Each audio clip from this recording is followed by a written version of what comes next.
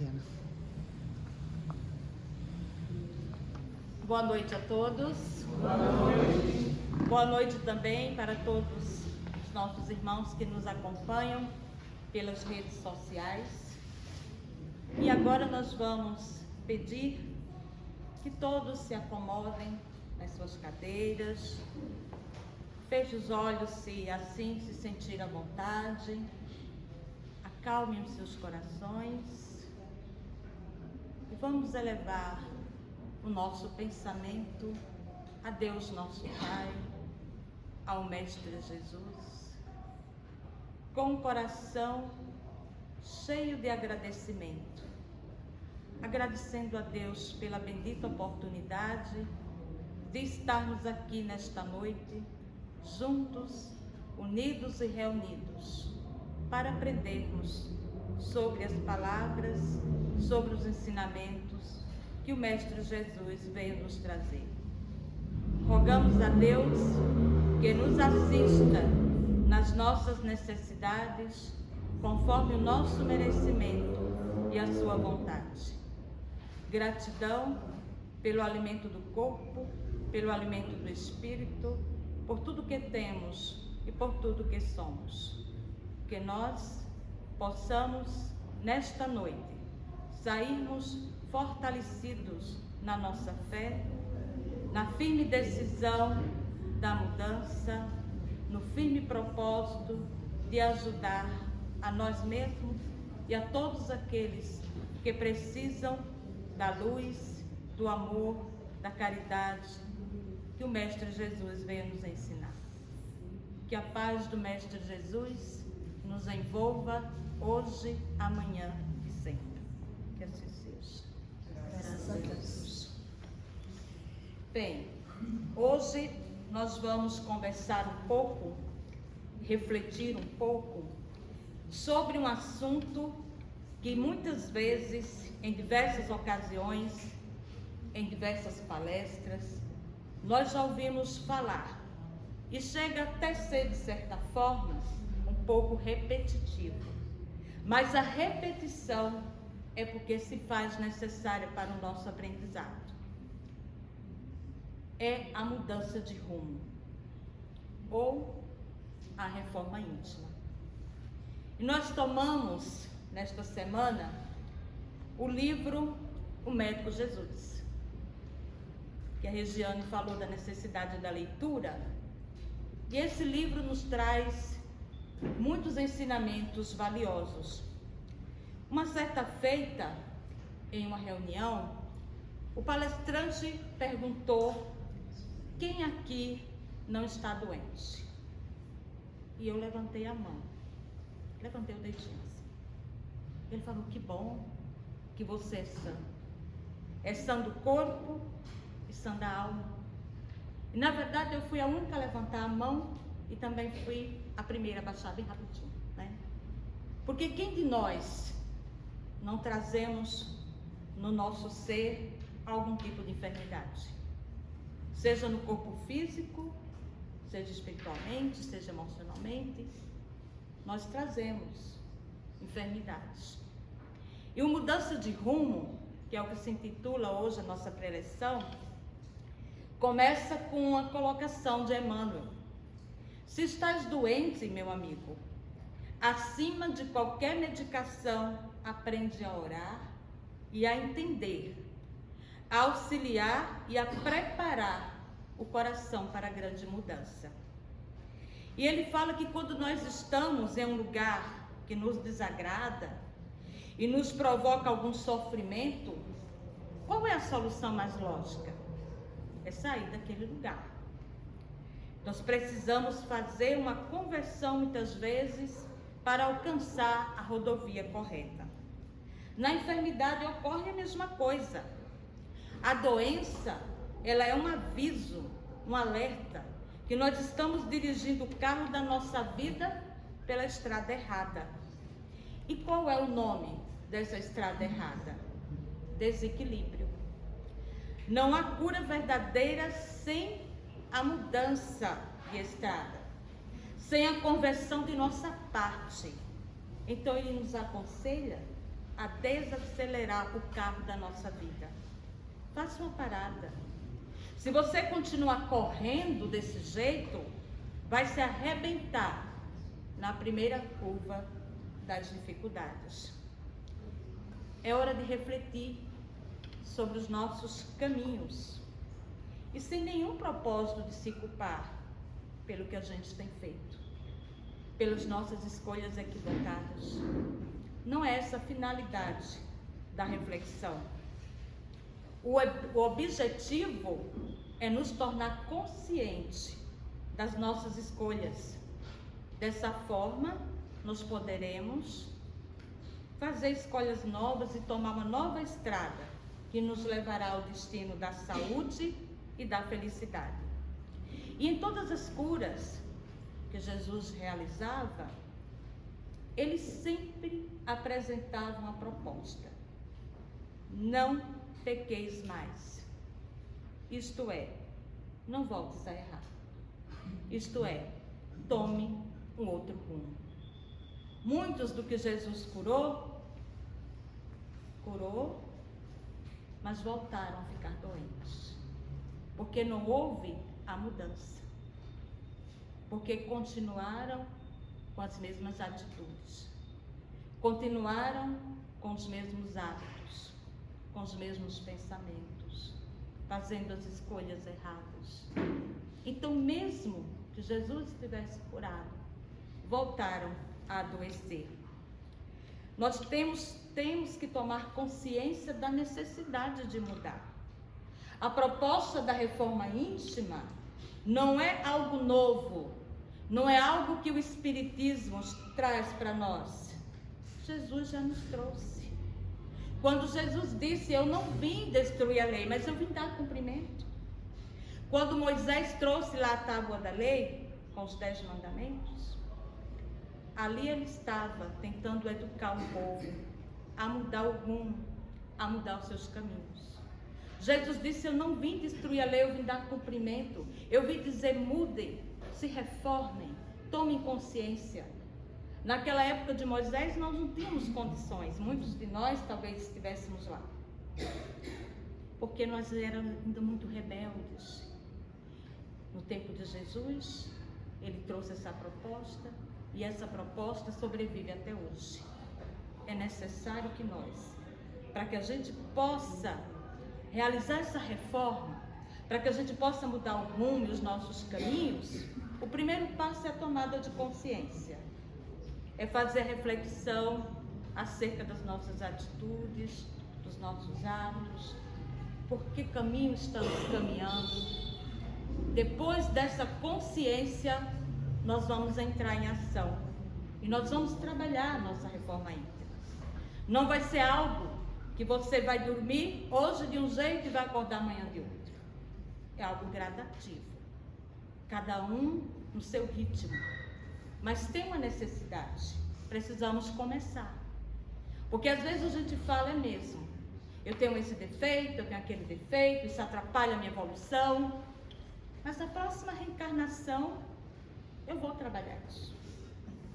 Na próxima? E por que não agora? Quanto serão as dificuldades que vamos enfrentar para uma próxima reencarnação? Se a gente está tendo oportunidade agora, o tempo é hoje.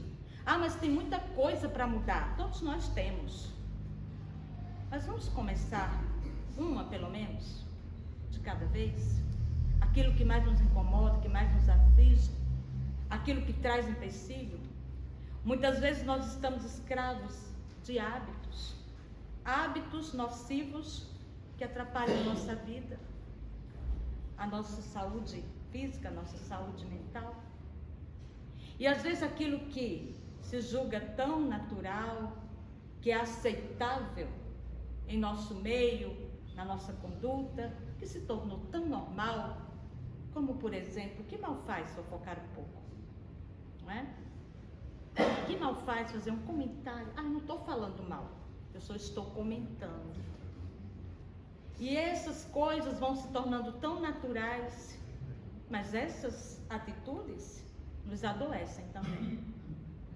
E outras atitudes nossas, com os desregramentos na nossa alimentação, nós não pensamos no nosso corpo físico também, que é uma máquina emprestada, um instrumento para a nossa evolução. Nós agredimos, nós não prestamos atenção no que escutamos, na qualidade das músicas, no que lemos. Nós fazemos escolhas equivocadas o tempo todo e nós vamos adoecendo. E nesse processo de cura, a gente também tem que pensar no outro. Não tem nada melhor do que fazer o bem ao próximo. Fazer o bem ao próximo ajuda a nos curar, porque nós vamos perceber que não somente nós temos dificuldades, que não somente nós temos sofrimentos, mas que outras pessoas também carregam dores muito agudas, que nós podemos também aliviar a dor do outro, nós também podemos ajudar. Nunca é tarde para mudar de caminho, por piores que tenham sido as estradas de erro percorridas, Jesus não desistiu de você. Ele sempre está presente, te dando novas oportunidades e te ajudando para que você tome o caminho certo. A doença, muitas vezes, é um chamado para voltarmos ao caminho do bem. Como há 2000 anos atrás, o médico Jesus está pronto para lhe curar, para curar todos nós. E você? E nós? Nós estamos prontos para a mudança? Então essa é a mensagem que nós queremos passar na noite de hoje e que sirva para que nós venhamos a refletir. Porque uma palestra, uma preleção é para que a gente possa refletir no nosso coração. E com as reflexões, a tomada de consciência, nós possamos realizar a mudança. E aí eu aproveito para mostrar o livro, tá? Para quem se interessar, não sei se tem na biblioteca, mas se não tiver, vocês podem fazer aquisição do livro, porque é alimento para a nossa alma. Muito obrigada.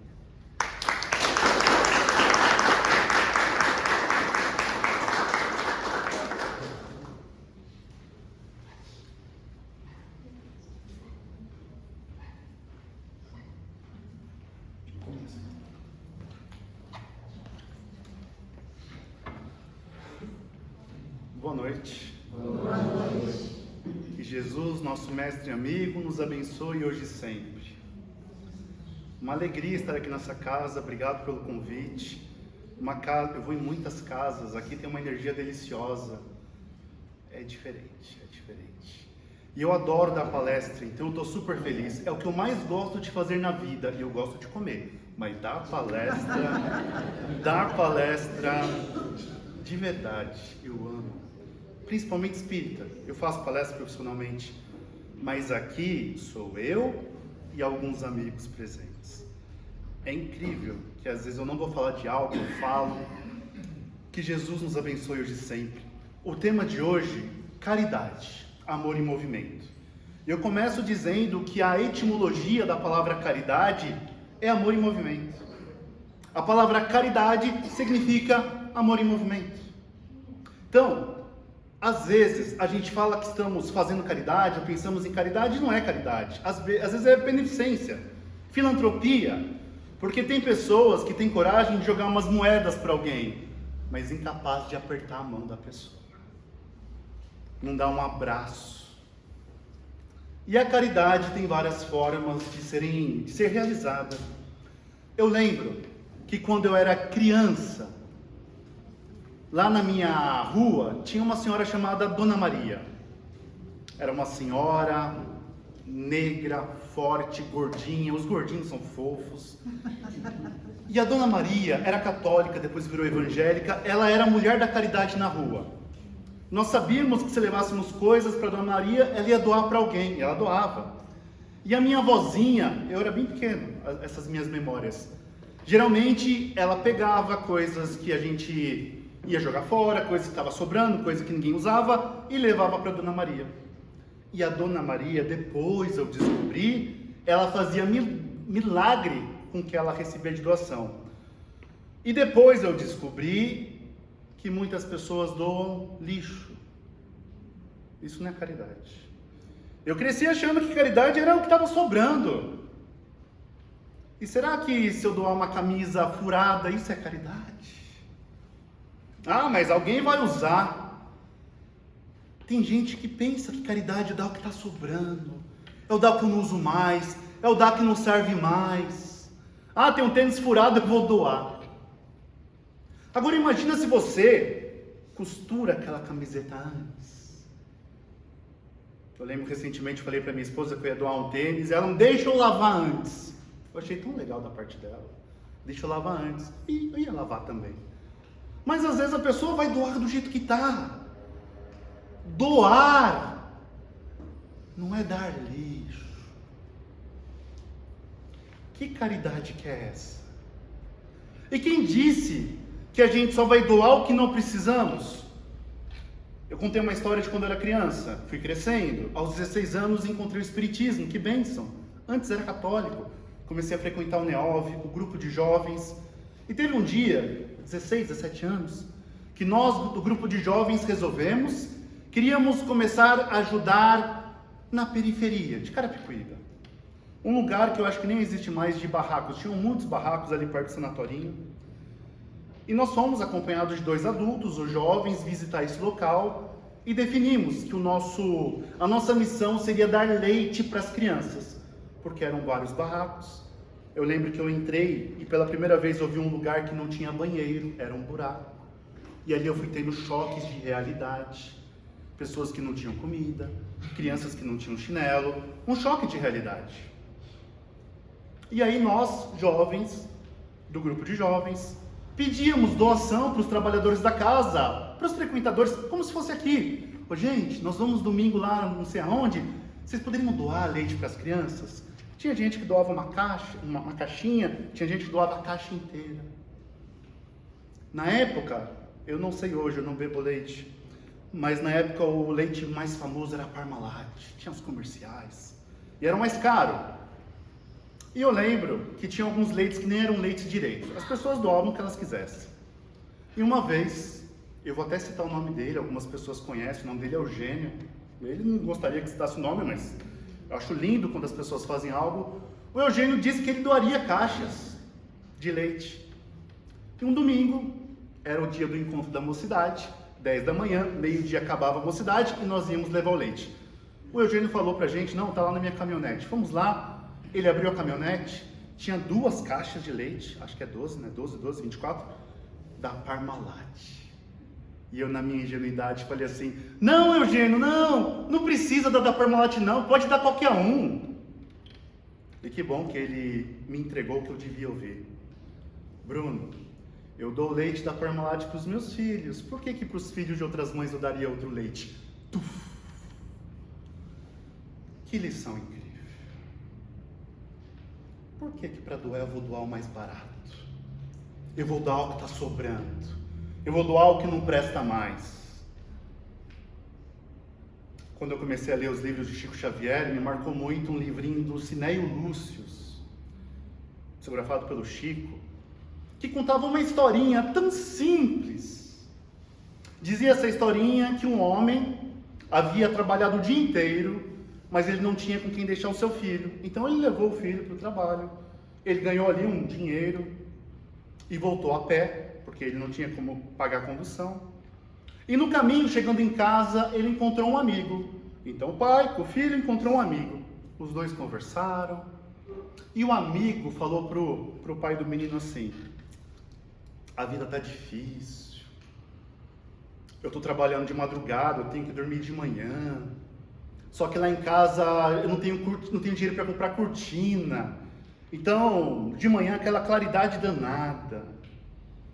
E o menininho viu o pai pegando o único dinheiro que ele tinha ganhado naquele dia e deu para o amigo falando, meu amigo, compra a cortina para sua casa. O amigo ficou muito feliz, foi feliz embora. A criança, observando aquilo, perguntou assim, papai, por que você deu dinheiro para o amigo comprar cortina, já que na nossa casa ainda não tem nem janela? Meu filho, é porque hoje um amigo do papai precisa muito de uma cortina. Será que a gente imagina ajudando alguém que tem mais do que a gente? Até porque caridade não é só caridade material, caridade é amor em movimento. O médium Divaldo Pereira Franco desencarnou esse ano, deu palestras em todo o país e no mundo. No ano de 92, ele deu palestras pela Europa, vários países. E no final, a sua mentora ou algum espírito mandava uma mensagem. Essas mensagens foram reunidas num livro chamado Sob Debaixo da Proteção de Deus. Então, esse livro são apenas mensagens psicografadas lá no exterior. E teve uma palestra que o Divaldo fez sobre caridade. E era num desses países. Bem, no final, um dos participantes falou assim: Divaldo, você falou muito em caridade, mas aqui nós temos 0 desemprego, 0 fome, 0 isso, 0 aquilo. Como faremos caridade? E a benfeitora Joana de Ângeles escreve uma belíssima mensagem falando sobre a caridade moral. O que temos também no Evangelho segundo o Espiritismo, no Evangelho de Jesus. Porque se caridade é o amor em movimento, existe sim a caridade material importantíssima. Quem está pagando energia, quem comprou as coisas, nós comemos, pessoas passam frio. Mas há um outro tipo de caridade que é a moral. Eu posso fazer caridade ouvindo alguém. Às vezes é alguém que está doido para falar algo, eu posso parar para ouvir, eu posso emprestar meus ouvidos. Eu posso fazer caridade com os olhos. Eu posso fazer caridade com as minhas atitudes. O perdão é uma forma sublime de caridade. Quando perdoamos alguém, no Livro dos Espíritos, que é o primeiro livro espírita, o mais importante, na pergunta 886, Allan Kardec fez a seguinte pergunta para os espíritos superiores: qual é o verdadeiro sentido da palavra caridade como Jesus a entendia? Porque se fizermos uma pesquisa aqui, o que é caridade? Pode ser que cada um de nós daremos respostas diferentes. Kardec, pedagogo, queria saber como é para Jesus. E a resposta é curta: benevolência para com todos, indulgência e perdão das ofensas. Benevolência para com todos é fazer o bem para todos. E detalhe, às vezes um bem é dizer não. Quem disse que o bem é só falar sim? Ei, chega, não vai fazer mais isso não. Até aqui sim, agora acabou.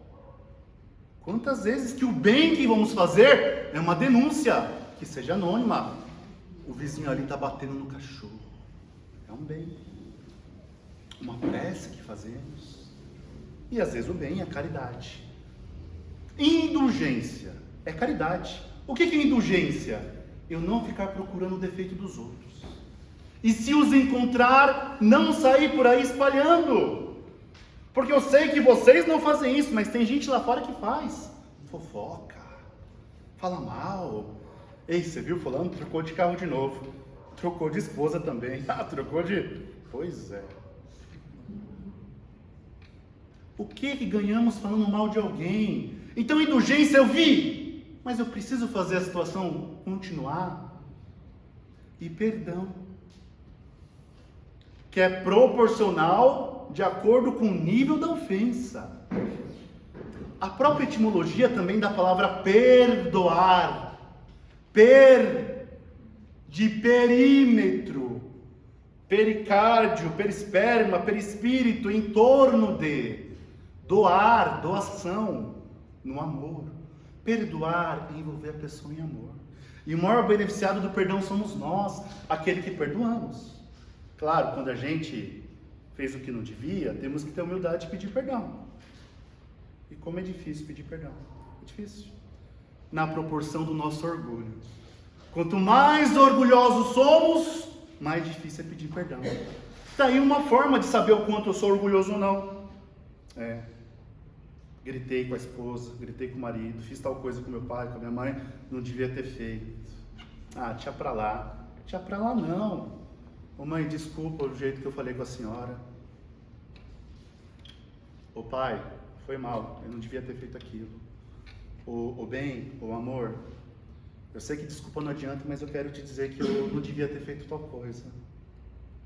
Tem que ter humildade para fazer isso. E claro, tem que ser verdadeiro. E se a pessoa não perdoar? Aí o problema é da pessoa. Mas ter essa humildade de pedir perdão.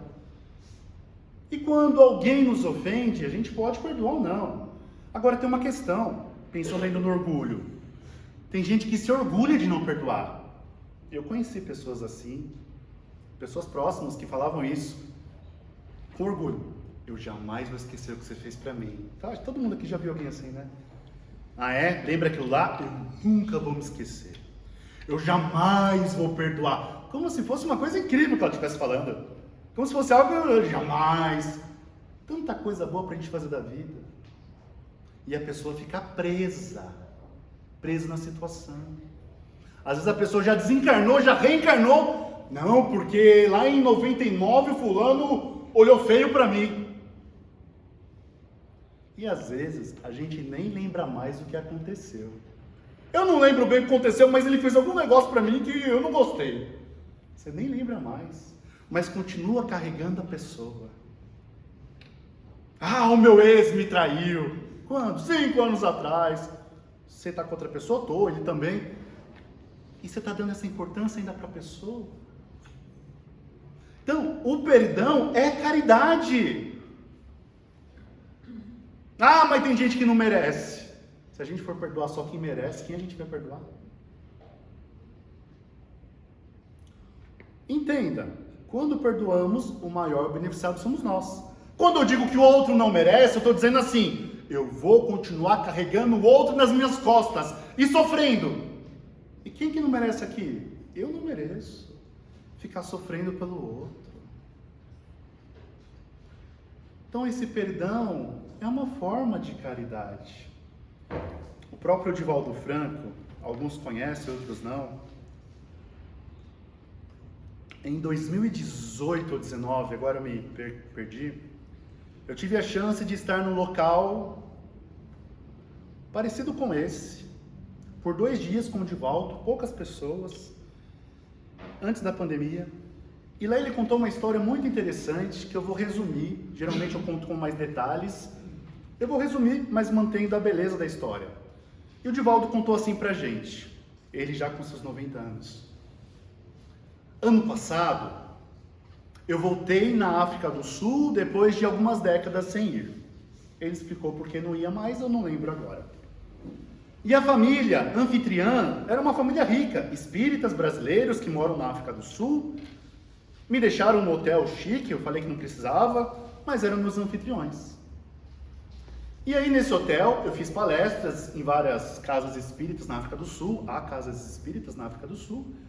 E o Divaldo contou que apesar de apartheid e tudo que aconteceu, muitos no hotel eram brancos nas mesas, na hora do café da manhã, e os funcionários, a maioria, eram negros.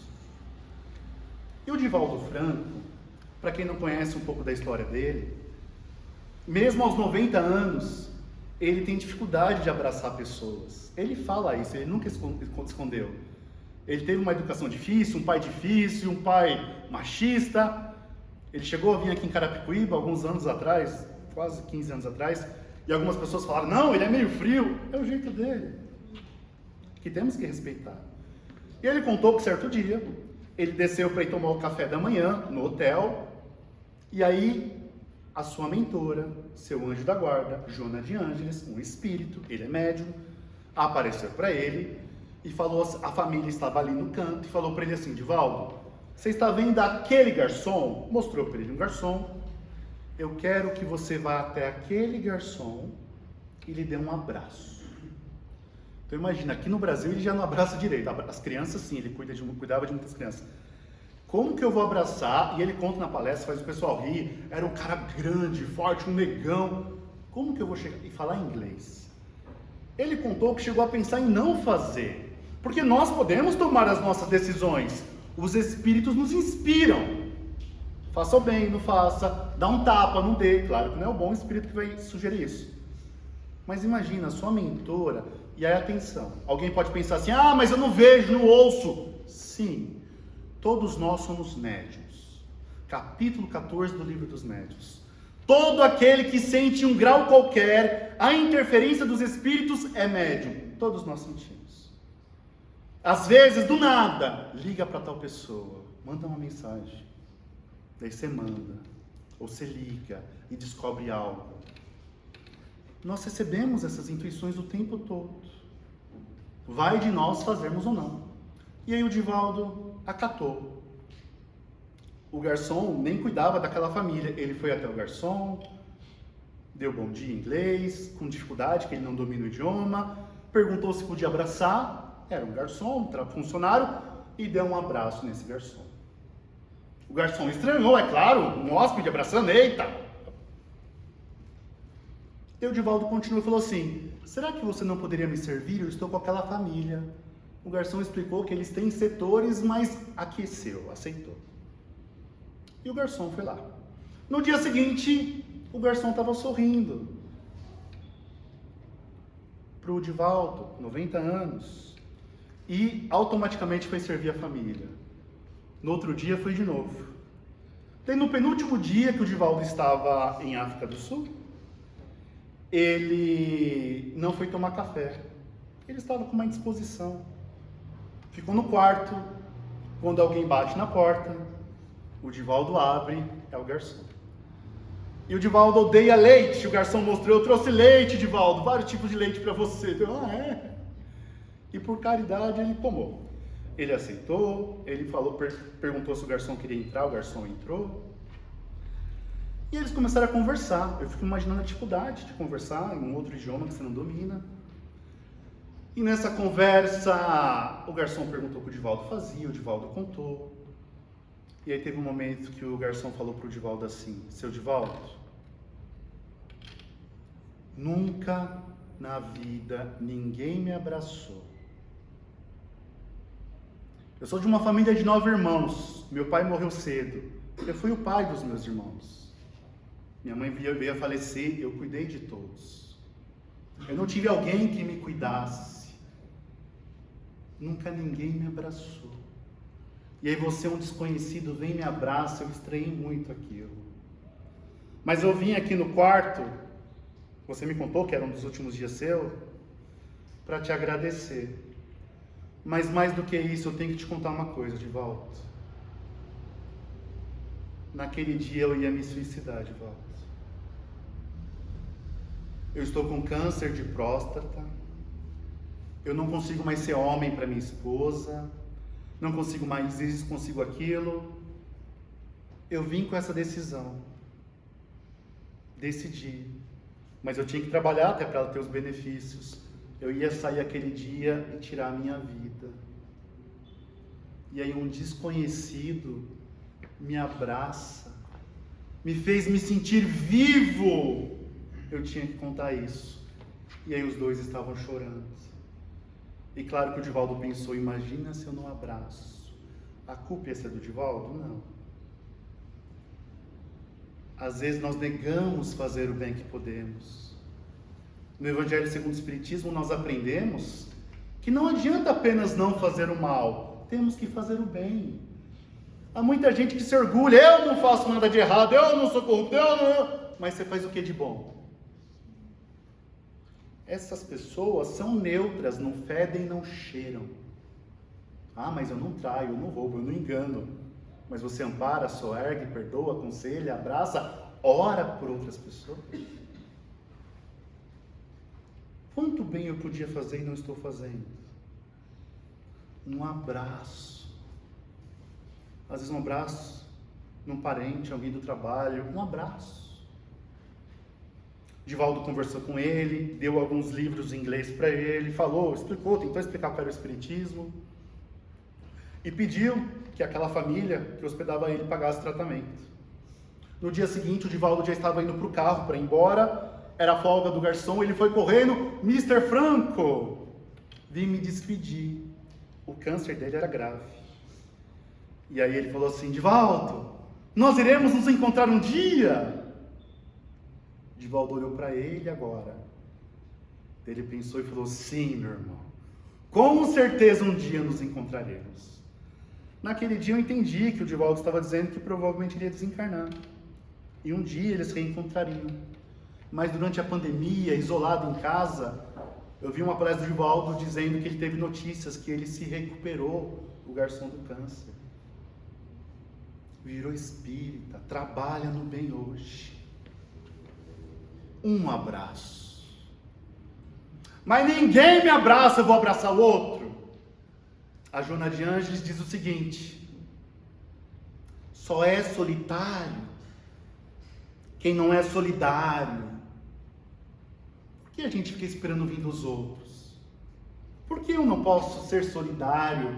Por que eu não posso começar a plantar o bem? Emmanuel, mentor de Chico Xavier, vai dizer que o bem que fazemos é o nosso advogado em toda parte. E não precisamos falar do bem. O bem que fazemos vibra, ressoa. Às vezes há espíritos obsessores que veem a caridade que fazemos, eles se envergonham.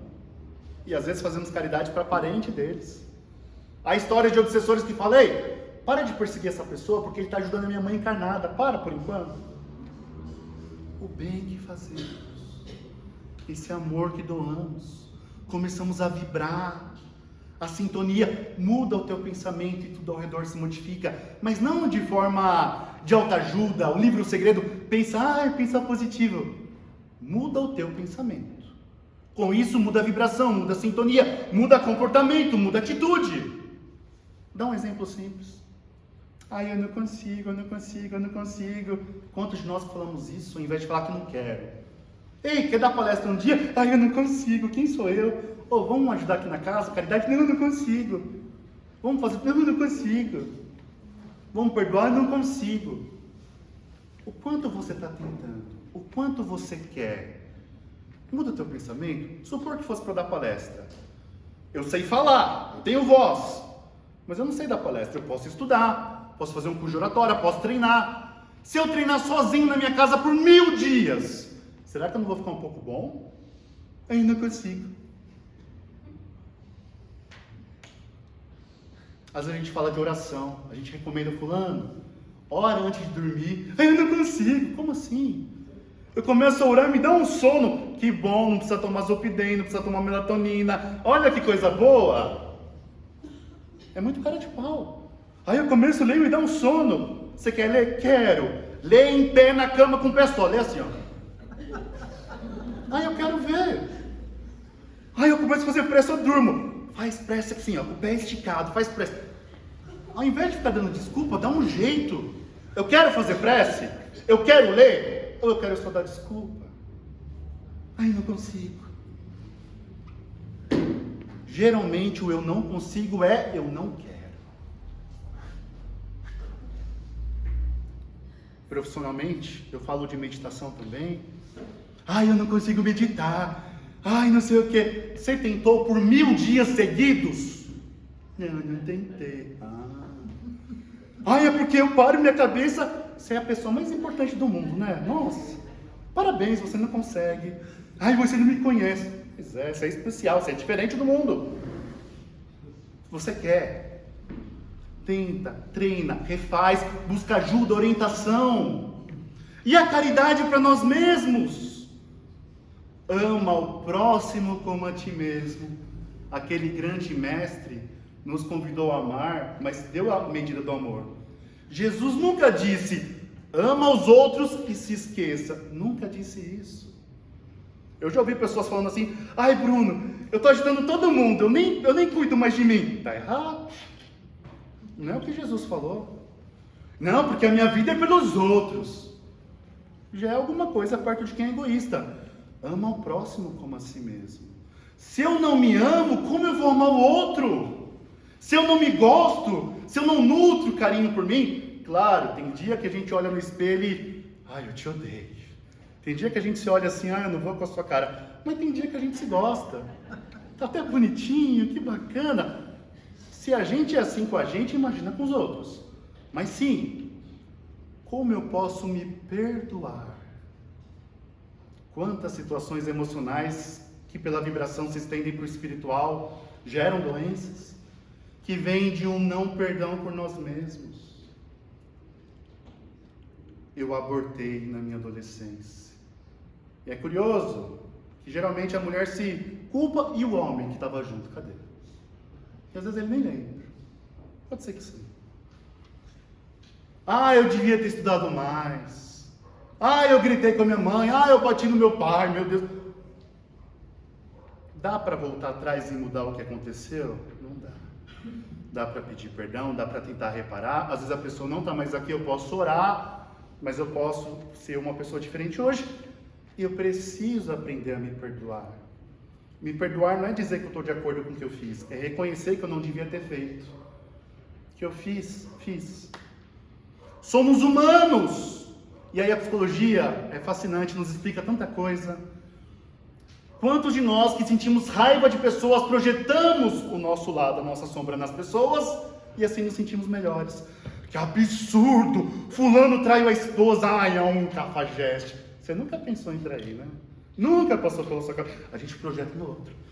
Que absurdo, corrupto, não sei. Você nunca foi corrupto, não. E aquela sua TV a cabo que foi o gato? Mas isso não conta. Eu lembro que muitos anos atrás eu falei de CD pirata. Na época de CD o pessoal ficou bravo na palestra. Eu nunca vi tanta cara feia pra mim na palestra. Porque é fácil, corrupto, não sei o quê. E olhar para nós e reconhecer que eu posso também. Quem garante? Há um lado sombrio em nós. Só que a diferença é quando eu olho e percebo, sim, estou com desejo por outra pessoa, mas não vou fazer isso, não preciso disso. Sim, estou morrendo de vontade de pegar o dinheiro do serviço porque minha conta está negativa, mas não vai valer a pena. É olhar para isso. Estou morrendo de inveja do fulano. É inveja. Não adianta falar que não está com inveja. E nem se odiar por isso, somos humanos. Estou com inveja do fulano, foi promovido, eu não fui. Fulano se casou, eu não fui. Fulano emagreceu. Eu tenho uma inveja de quem come muito e não engorda. Eu tenho uma inveja. Vocês viram que eu falo muito de comida, porque, meu Deus, eu estou com fome nessa hora. E a pessoa come e eu tenho uma inveja. Mas nós temos o nosso lado sombrio. É olhar para isso, é reconhecer. E quando eu reconheço, quer ver um exemplo? Eu vou dar o meu exemplo. Eu sou uma pessoa muito agressiva. Eu sou agressivo. Se eu não tenho noção disso, eu posso usar a agressividade da pior forma possível. O problema é aquela pessoa que não admite, não reconhece, e quando vê, dá um tapa em alguém. Quer ver? Às vezes meu telefone não está funcionando, eu quero jogar ele longe. O que vai adiantar? Nada. Quero quebrar alguma coisa. Na sala da minha casa, tem uma corrente pendurada para colocar o saco de boxe. Tem. Porque é uma forma de extravasar. Eu quase não uso, estou tendo que usar mais. Minha esposa odeia. Imagina, a sala da casa tem uma corrente. Beleza. Mas é um exercício, extravasar. Só que eu tenho que reconhecer. Conheço pessoas que não admitiam esses pensamentos e quando viram eu estava na cama com outra pessoa. Não, que eu jamais vou trair, jamais. Somos humanos, temos desejos, temos vontades, há influências. Agora eu tenho que olhar para isso. Me amar. Me perdoar. Me gostar. Em todos os sentidos. Como eu posso ser uma pessoa mais interessante? Primeiro para mim e para o mundo. Eu me gosto, não me gosto? Eu sou aquela pessoa que acredita em tudo no grupo do WhatsApp? Sou aquela pessoa? Eu sou aquela pessoa que aprendeu a pensar com a minha cabeça? Comecei a ler um livro diferente? Comecei a debater ideias? Me senti mais bonito por dentro. Estou orando, estou fazendo a caridade. Eu também quero me cuidar da autoestima, comprar algo diferente, uma roupa. E aí a gente vai cuidando espiritualmente, fisicamente, emocionalmente. Estou com muito conflito, vou fazer terapia. Terapia é coisa de louco. Não, louco é quem não faz. Todos temos problemas. Aqui nós cuidamos do lado espiritual. Uma terapia, no grupo, o terapeuta vai nos ajudar na parte emocional. Estudando o lado mental. E tem o lado físico. É complexo. Não adianta querer, não, eu só quero vir aqui no centro espírita. Quero me curar. O Divaldo conta também que uma vez Ele tinha um livro de anotações para fazer prece. Uma pessoa no final da palestra, seu Divaldo, estou com câncer no pulmão. Você não pode orar por mim, interceder? O Divaldo anotou o nome dele. Tinha uma fila de livros, autógrafos. Na hora de ir embora, o cara fumando lá fora. O Divaldo conta que ele rasgou a folha e jogou fora. Ele conta. Por que eu vou orar pela pessoa e pedir intercessão se ela não está se ajudando? Como eu posso me amar mais? Onde eu preciso melhorar? Onde eu estou caindo mais? Eu tenho perdido muita paciência. A gente não perde o que não tem. Eu preciso começar a aprender a ser paciente. O que precisamos? É uma autoanálise. E quando a gente está bem resolvido, o outro pode apontar o dedo para a gente que não vai nos ofender. A gente só se ofende quando aceitamos em algum nível.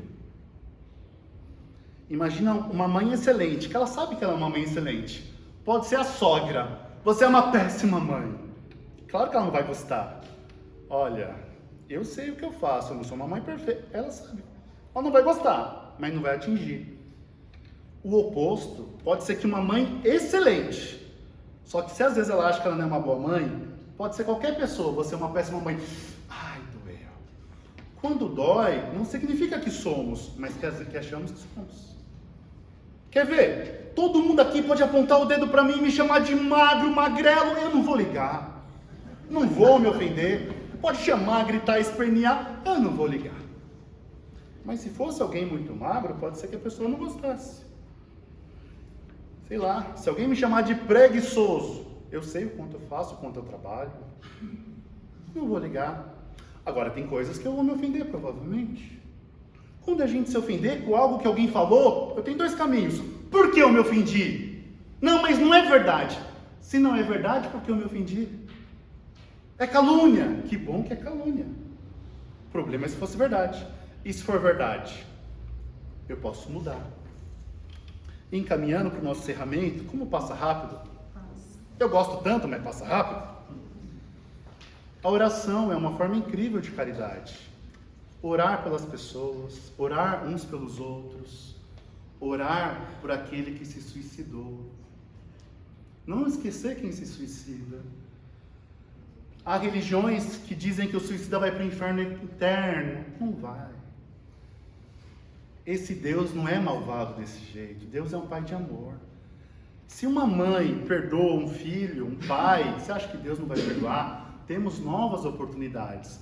Mas quem tira a vida, sim, responde. Tem consequências em outras reencarnações. Judas se suicidou. Traiu Jesus por amor. Judas acreditava em Jesus, mas ele queria pressa. Vendeu Jesus. Quando viu que Jesus seria morto, ele fala com Caifás: prenderam um homem inocente. E o Caifás responde: que me importa? Será que nós somos Caifáses? Alguém precisa de ajuda? Que me importa? E o Judas arrependido se enforca numa figueira seca.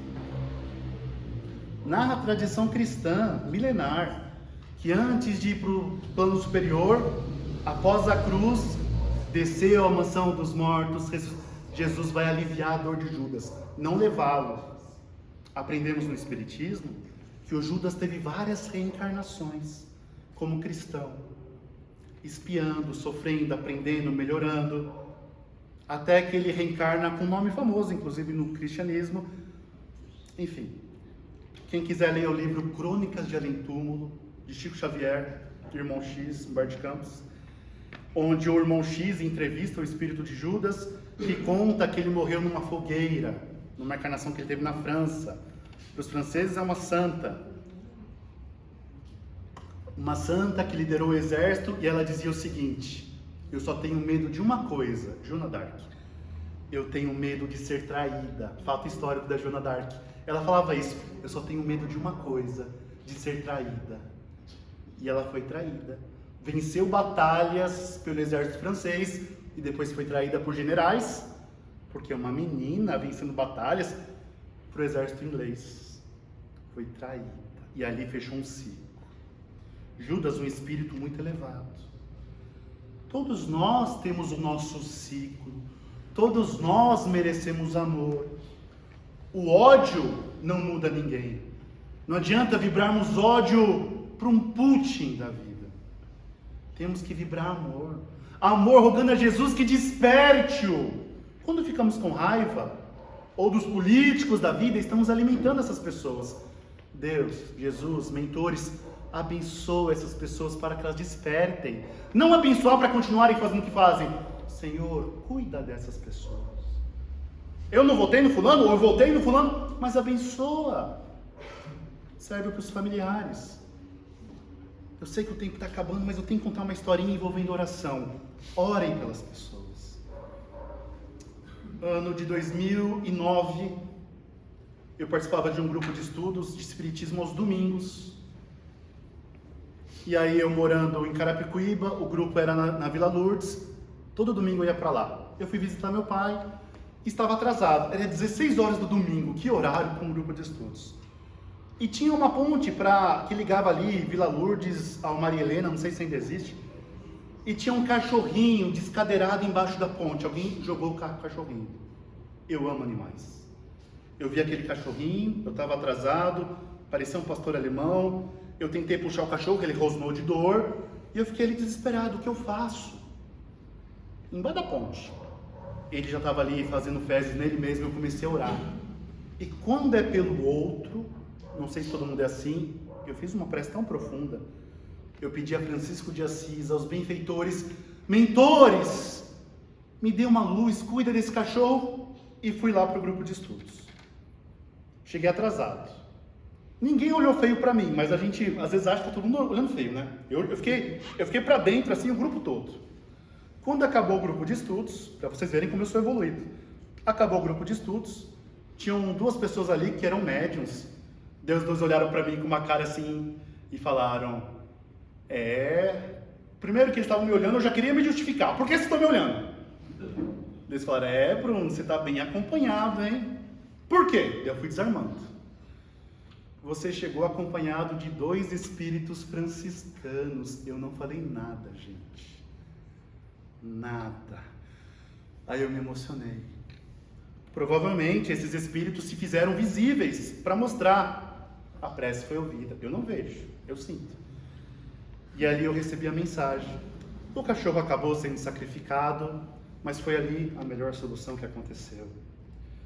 Nós nunca estamos sozinhos. Às vezes parece ser.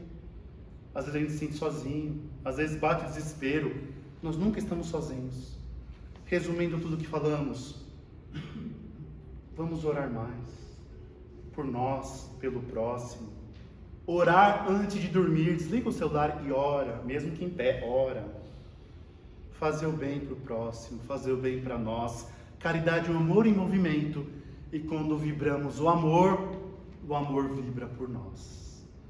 E para encerrar a palestra, eu quero recitar um poema chamado Amor e Perdão. Ele foi psicografado por Chico Xavier. A autora é um espírito, uma poetisa baiana, ela foi poetisa na Bahia, chamada Maria Dolores. Amor e Perdão. O poema se passa naquele momento que Jesus havia sido crucificado, morreu, foi colocado no túmulo e o corpo desapareceu. É nesse momento que o poema se passa, e ele é mais ou menos assim.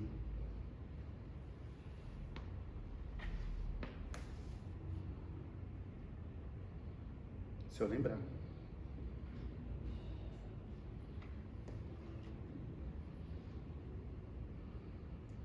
Madalena caminhava pelo túmulo, envolvido em várias pedras rastejantes, levava flores para o mestre morto, tinha o peito amargurado, enternecido.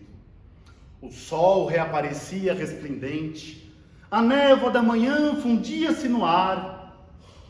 Na invasão das flamas do nascente, Madalena estava ali unicamente, a fim de estar a sós, recolher-se e chorar. A desfazer-se em prantos, ela arguia: por quê? Por quê, Senhor? Tanta saudade, tanta dor, toda a felicidade que eu sentia jaz aqui sepultada. Transformou-se minha vida em sombra e nada, no ermo deste pouso derradeiro. Mas nisso ela viu alguém. Seria o jardineiro, um zelador daquele campo santo, mas tomada de espanto, viu-se à frente do mestre Nazareno, o excelso benfeitor ressuscitado, a encontrar em paz o coração cansado. Ela gritou: Senhor! Ele disse: Maria. Ela era a expressão da perfeita alegria, ele do perfeito amor. Madalena ajoelhou-se, quis beijar seus pés. Maria, por quem és? Disse Jesus. Não me toques, porquanto não te esperavas neste recanto, e eu ainda não fui ao Pai refazer-me luz. Madalena, surpreendida, indagou logo em seguida: Senhor, onde estivestes? Em que jardim celeste encontraste o descanso necessário, que vem de Deus em dons de paz completa? Perdoa-me a pergunta indiscreta, dói-me, porém, lembrar da angústia do Calvário. Revolto-me, padeço, mas não me lembro a dor de lembrar-te do sacrifício imenso. Não, Maria, respondeu Jesus. Ainda não subi ao alto refazer-me luz. Quem ama não consegue encontrar o céu de um salto. Antes de subir aos altos resplendores, eu desci muito aos reinos inferiores. Despertando no túmulo, escutei os gritos de aflição de alguém que muito amei e que muito amo ainda. Embora visse além, era a estrela sempre mais linda. Eu via nesse alguém um amado companheiro. Em crise de ternura e de angústia, fui à sombra abismal para a grande procura, e ao reencontrá-lo, amargurado e louco, a ponto de não mais me reconhecer, demorei-me a afagá-lo e pouco a pouco consegui fazer com que ele pudesse adormecer. Senhor, perguntou a Madalena, quem é esse amigo que te fez descer antes de subir à luz do Pai? Maria, replicou Jesus. Um amigo jamais esquece a dor de outro amigo que cai. Antes de me altear a celeste alegria, ao sol do mesmo Deus em quem te elevas, vali-me, após a cruz, das grandes horas mudas, e desci as trevas, a fim de aliviar a imensa dor de Judas. Que Deus nos abençoe hoje, agora e sempre. Muita paz e muito amor.